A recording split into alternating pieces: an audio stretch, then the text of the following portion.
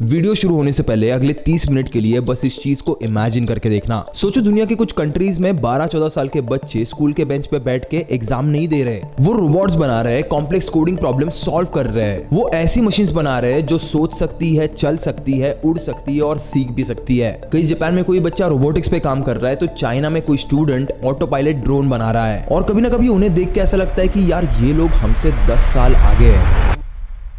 लेकिन अब आता है सबसे इंपॉर्टेंट क्वेश्चन कि क्या उनका दिमाग हमसे ज्यादा तेज है, क्या उनके जीन्स हमसे बेटर है? इसका जवाब है नहीं। The difference is not the intelligence, it's the system. And ऐसे सिस्टम को डिजाइन करने का बैकबोन होता है उनका करिकुलम। वहां ना करिकुलम मतलब सिर्फ सिलेबस कंप्लीट करना नहीं होता, वहां पे करिकुलम का मतलब होता है आउटकम, स्किल्स, इनोवेशन। उनके ना स्कूल्स में ही बच्चों को ये सिखाया जाता है कि तुम्हें सिर्फ मार्क्स लाने के लिए नहीं पढ़ना है, तुम्हें पढ़ना है तो कुछ क्रिएट करने के लिए। अब वही दूसरी तरफ इंडिया का सीन देखो, यहाँ पे ना मेजोरिटी स्टूडेंट्स कॉलेज ऐसे सिलेक्ट करते हैं जैसे कोई सब्जी खरीद रहे हो। ब्रांड देख लिया, ब्रांच देख ली, फीस देख ली, पैकेज देख लिए और बस एडमिशन ले लिया बिना कुछ सोचे समझे। बट इस चीज को ना जरा ध्यान से सुनो कि आपका कॉलेज, उसका ब्रांड आपकी लाइफ और आपका फ्यूचर डिसाइड नहीं करता, बल्कि आपकी लाइफ और आपका फ्यूचर डिसाइड होता है कॉलेज के करिकुलम से। क्योंकि आप जो डिग्री लेने का सोच रहे हो वैसी सेम डिग्री हजारों लाखों स्टूडेंट्स के पास ऑलरेडी है, लेकिन जो चीज उनको आपसे डिफरेंशिएट करेगी दैट इज स्किल्स। तो इस पूरे वीडियो में हम लोग ये एनालिसिस करने वाले हैं कि कैसे आपको एक राइट करिकुलम वाला कॉलेज पिक करना चाहिए और आपको ऐसी क्या चीजें देखनी है कॉलेज के करिकुलम में जो ये प्रूव करती है कि वो कॉलेज फ्यूचर रेडी है। लेकिन इस चीज पे बढ़ने से पहले समझते हैं इस प्रॉब्लम के रूट कॉज को। देखो, प्रॉब्लम ये नहीं कि इंडिया में टैलेंट नहीं है, इंडिया में टैलेंट बहुत ज्यादा है, इंटेलिजेंस बहुत ज्यादा है, इंडिया में इवन हार्ड वर्किंग स्टूडेंट्स की कोई कमी नहीं है। लेकिन असली प्रॉब्लम तो ये है कि जितनी फास्ट ये दुनिया चेंज हो रही है उतने हमारे कॉलेजेस उसे कैच नहीं कर पा रहे। हाल फिलहाल के कुछ सालों में देख लो, एआई आ चुका है, ऑटोमेशन आ चुका है, नई नई इंडस्ट्रीज लिटरली हर महीने बॉर्न हो रही है। मैंने और मेरी टीम ने इस पे ग्राउंड रिसर्च की और हमें ये पता चला कि कई सारे कॉलेजेस आज भी वही पुराना घिसा पिटा 2012 का सिलेबस पढ़ा रहे हैं। सोचो आप 2026 में ग्रेजुएट हो रहे हो और आपको पढ़ाई जा रही है 2012 की चीजें, यानी करीब करीब 14 इयर्स का gap. This is not education, this is career dead and. और इसी वजह से सेम सिटी, सेम डिग्री और सेम ब्रांच होने के बावजूद दो स्टूडेंट्स में आउटकम्स का डिफरेंस आ सकता है। और ये डिफरेंस ना जमीन आसमान का हो सकता है। कहीं पे किसी स्टूडेंट को 12 लाख पर एनम की जॉब मिल रही है तो कहीं किसी को इंटर्नशिप भी नहीं मिल रही। कहीं किसी के पास पूरा बना हुआ एक पोर्टफोलियो है तो कहीं के पास एक सिंपल मार्कशीट। अब सुनो दुनिया की बाकी कंट्रीज में क्या हो रहा है। उनका करिकुलम अपडेट होता है एवरी 6 मंथ्स और 1 ईयर। और इंडिया में हमारा कॉलेज सिस्टम ये खुद से ही अज्यूम कर लेता है कि दुनिया अगले 5, 10, 15 साल के लिए चेंज ही नहीं होने वाली, तो हम लोग अपना करिकुलम क्यों चेंज करें?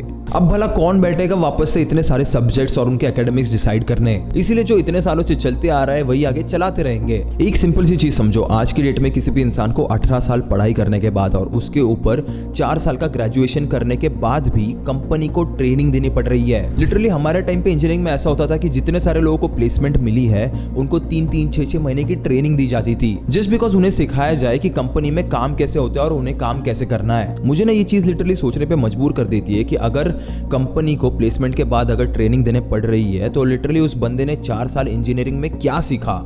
क्यों उसने अपने लाइफ के प्राइम ईयर्स के 4 साल वेस्ट किए किसी ऐसी चीज में जिसकी आगे चल के कोई वैल्यू भी नहीं है? बट हियर्स अ ट्विस्ट, जब हमारी टीम इसके ऊपर रिसर्च कर रही थी तब हमें ये पता चलता है कि इंडिया में कई सारे ऐसे नए नए कॉलेजेस भी आ चुके हैं जो ऐसे आउटडेटेड सिस्टम्स को तोड़ के फेंक रहे हैं और एक्चुअली करिकुलम स्किल्स पे फोकस कर रहे हैं और स्टूडेंट्स को बस एक एग्जाम राइटर नहीं बल्कि एक बिल्डर, एक क्रिएटर बना रहे हैं। एक ऐसा इंसान बना रहे हैं जो आगे चल के जॉब न ढूंढे बल्कि एम्प्लॉयमेंट क्रिएट करे। एंड इसी चीज को ग्राउंड लेवल पे एक्सपीरियंस करने के लिए मैं रिसेंटली एक ऐसे इंस्टीट्यूट में गया था जहां पे फर्स्ट ईयर स्टूडेंट सिर्फ कोडिंग नहीं कर रहे हैं, they are building drones, robots, और वो भी मजे के लिए नहीं बल्कि एक नेशनल इंपैक्ट के लिए। अब मुझे पता नहीं आप में से कितने लोगों को ये चीज याद भी है या नहीं, लेकिन मैं पिछले साल भी न्यूटन स्कूल ऑफ टेक्नोलॉजी के ऋषिवुड कैंपस में गया था और उस टाइम पे भी मुझे ये सेम चीज फील हुई थी कि ये इंस्टीट्यूट ना कुछ अलग है। लेकिन इस बार जब मैं वापस वहां पे पहुंचा तब मुझे एक चीज क्लियर हो गई कि ये सिर्फ कोई कोडिंग इंस्टीट्यूट नहीं है, ये लोग एक बहुत ही बड़ा विजन लेके चल रहे हैं जिसका इम्पैक्ट उससे भी बड़ा होगा।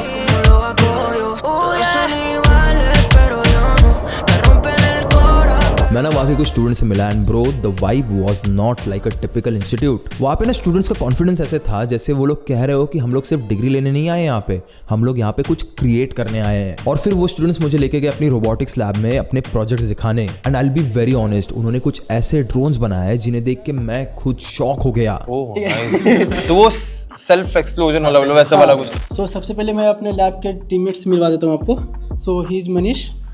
So Myself Manish and I'm in a third year. And So myself Saurabh and I'm also in third year. And myself Rishivant and I'm from second year. सो यार मुझे आप सभी से पूछना था, पहली चीज तो ये सारी इंटरेस्टिंग चीजें आते आते ही everything was very attractive for me. एक एक करके मुझे एक्सप्लेन कीजिए बस क्या क्या चीजें हैं, what does this drone do, what is that about, वो तो कुछ अलग ही लग रहा है भाई मुझे, क्या चीजें हैं? डिजास्टर मैनेजमेंट, लाइक आपने देखा होगा उत्तराखंड, असम, यहाँ पे फ्लड्स वगैरह आते रहते हैं। करेक्ट। बिकॉज हम सर्वेलेंस करके आराम से जियो टैग कर सकते हैं। अगर एक बार आपने जियो टैग कर लिया ना लोगों को, it becomes extremely easy for them to like drop the packages, drop the relief packages, everything. Okay Even to like help them out or to plan out anything. Okay. It becomes very easy, right? And another mission was agriculture. So we weren't very focused about it. तो हमारा problem statement solution यही था. ये जो drone है अभी for example relief packages तो होते हैं यार, मतलब हैवी होगा ऑब्वियसली, तो पेलोड कैपेसिटी क्या है अभी इस ड्रोन का? सर अराउंड 4 kg है हमारे पास पेलोड कैपेसिटी इसका, तो Okay. 4 kg तक का। और हमारे प्रॉब्लम स्टेटमेंट में था कि हमें 2 kg तक पेलोड ले जाना तो था। आप लोगों ने इसे 4 kg तक लेके गए? हाँ, ये 4 kg दिस तक can easily do 4 kg। 4 kg easily. They भी drones बनाए. Other than this, these two all are custom made in house. Like these are also 3D printed, and this तो Teflon sheets and 3D printed all we have made from ourselves. Okay. और ये drones ना सिर्फ हवा में उड़ते नहीं थे, वो तो सिर्फ एक टॉय हो गया, लेकिन इनके रियल वर्ल्ड एप्लीकेशंस भी थे।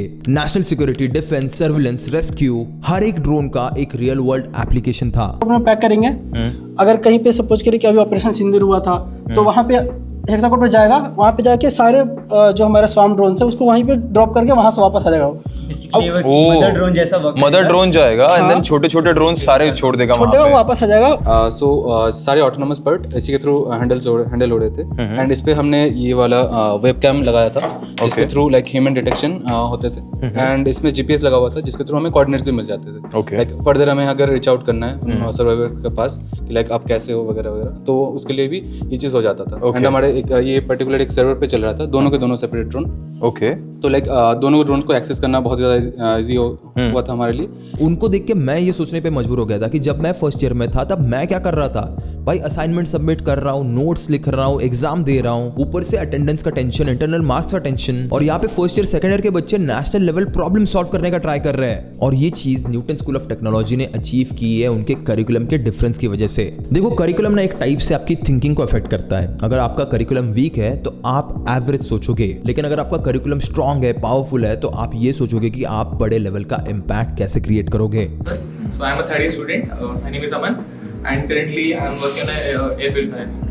So मैं आपको थोड़ा एक ब्रीफ देता हूँ कि क्या है. Okay. This is industry made air purifier. ठीक है. तो this is roughly 14,000 के आसपास आपको कॉस्ट करता है. और this is what we are working on. This is also an air purifier. And basic motivation for this is हमें इसे थोड़ा बजट फ्रेंडली बनाना है. Paper filter is like industry standard होता है फिल्टर्स के लिए, क्योंकि they roughly filter 99.97% of the whole air. Okay. This is a fan जो हमने डिजाइन किया, and the main plus point about this fan is कि when this starts rotating, centrifugal force की वजह से इसके wings थोड़े से expand होते हैं and ये ज़्यादा एरिया कवर करता है. So this starts rotating like this. ये नीचे से एयर को अपने अंदर खींचता है, एयर इसके थ्रू पास होता है, फिल्टर होता है, एंड देन ऊपर से हमें क्लीन एयर मिल जाता है. इस रूम का एयर क्वालिटी इंडेक्स हम बिलो 70 कर देंगे. इस काफी बड़ा रूम है ये वैसे तो इसकी कैपेसिटी है रफली 1000 स्क्वायर फीट के रूम को कवर कर लेगा ये. ओके। तो एटलीस्ट इस लैब में तो कवर कर लेगा. Plus this is interesting. ये बेसिकली हमारा रोबोटिक्स क्लब का वेबसाइट है।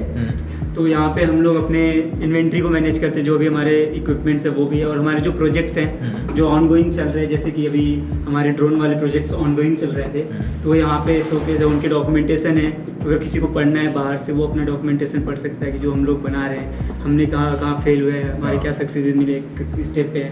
और हमारे जो ऑनगोइंग प्रोजेक्ट्स हैं या फिर फ्यूचर प्रोजेक्ट्स जो हमारे भी यहाँ पे प्लान हो रखे हैं, जैसे 2-3 हैं मेडिकल के और ये सब, उनके भी हैं। और हमारे जो इवेंट्स होते हैं, खासकर जो स्टूडेंट्स हमारे हैं, उनको नहीं पता होता कब क्या हो रहा है, तो इस वेबसाइट पे हम लोग लिस्टिंग करते रहते हैं हमेशा, और ये सब होता रहता है।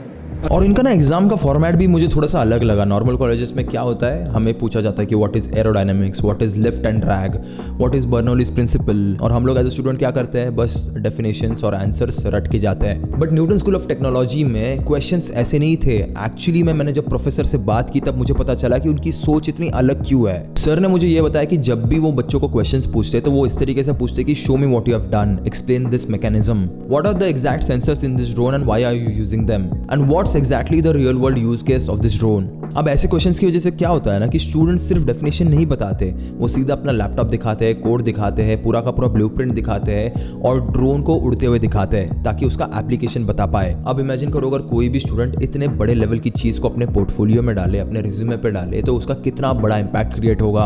अब वहाँ पे जाके ना मुझे एक और चीज पता चली कि ये जो थिंकिंग वाला कल्चर है ना, वो स्टूडेंट्स अपने आप नहीं बनाते, इसके पीछे एक पूरा का पूरा इकोसिस्टम है। अब सर से बात करने के बाद ना मुझे वहाँ पे एक चीज रियलाइज हुई कि इंडिया के मोस्ट ऑफ द कॉलेजेस में टीचर्स का रोल क्या होता है, सिलेबस खत्म करना, नोट्स देना, अटेंडेंस चेक करना, एग्जाम के पहले इंपॉर्टेंट क्वेश्चन दे देना। मतलब टीचर भी एक तरह से एक मशीन बन चुका है। लेकिन न्यूटन स्कूल ऑफ टेक्नोलॉजी में मैंने एक अलग ही डिफरेंस नोटिस किया। वहाँ के टीचर्स लेक्चरर्स नहीं थे, वो एक्चुअली स्टूडेंट्स के मेंटर्स थे। उनका माइंडसेट सिर्फ चैप्टर कंप्लीट करो या फिर सिलेबस कंप्लीट करो ऐसा नहीं था। वो एक्चुअली में बच्चों को ये सिखा रहे थे कि आप जो सीख रहे हो उस नॉलेज का यूज करके आप क्या बना सकते हो।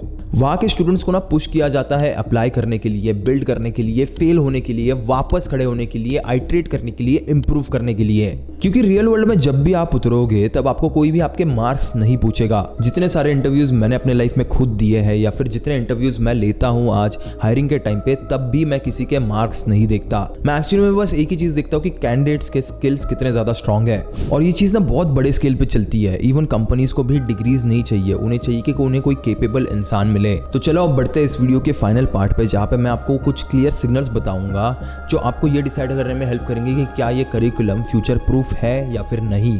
तो इसके ना बेसिक 3 सिंपल साइंस है जो आपको चेक करने हैं जब भी आप किसी कॉलेज का करिकुलम देख रहे हो। अब इसमें सबसे पहला सिग्नल होता है प्रोजेक्ट्स। अब इंडिया में मोस्ट ऑफ द कॉलेजेस में प्रोजेक्ट्स कब होते हैं, उनके फाइनल ईयर में। मतलब 3 साल तुम बस थियरी पढ़ते रहो और लास्ट ईयर में जाके एक प्रोजेक्ट बनाना है आपको। बट क्या आपको लगता है आप सिर्फ एक ही साल में रियल वर्ल्ड एप्लीकेशन के स्किल सीख जाओगे? अगर आपको एक फ्यूचर प्रूफ करिकुलम वाला कॉलेज ढूंढना है ना, तो आपको ये देखना पड़ेगा कि क्या उस कॉलेज में हर सेमेस्टर में प्रोजेक्ट होता है। जैसे न्यूटन स्कूल ऑफ टेक्नोलॉजी में ड्रोन्स बनाना कोई एक्स्ट्रा करिकुलर एक्टिविटी नहीं थी, it was part of learning. उसके बाद सिग्नल नंबर 2 होता है टूल्स। आप कभी भी जॉब के लिए इंटरव्यू देने जाओगे तो आप सामने वाले को ये नहीं कह सकते कि नहीं मैंने टूल तो यूज नहीं किया लेकिन मुझे कंसेप्ट और थियरी सब कुछ आता है। भाई कंसेप्ट तुम्हें और तुम्हारे जैसे हजारों लाखों लोगों को आता है। कंपनीज को चाहिए एग्जीक्यूशन स्पीड एंड टूल का नॉलेज। तो एक फ्यूचर प्रूफ करिकुलम में स्टूडेंट्स को फर्स्ट ईयर से ही इंडस्ट्री में जो टूल्स यूज किए जाते हैं वो सिखाए जाते हैं। और उसके बाद सिग्नल नंबर 3 होता है इवैल्यूएशन।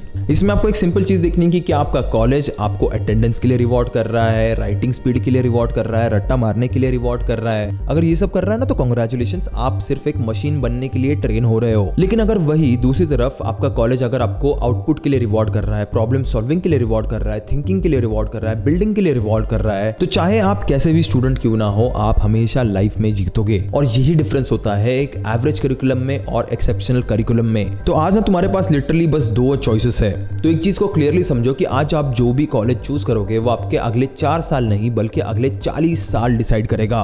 नंबर 1, आप एक नॉर्मल कॉलेज में जाओगे, वहां पे आपको नोट्स मिलेंगे, अटेंडेंस का स्ट्रेस होगा, आपको इंटरनल मार्किंग के लिए टीचर के सामने लाइन लगानी पड़ेगी और आप 4 साल बस सिलेबस कंप्लीट करोगे, एग्जाम क्लियर करोगे, असाइनमेंट सबमिट करोगे और लैब फाइल फिल करोगे।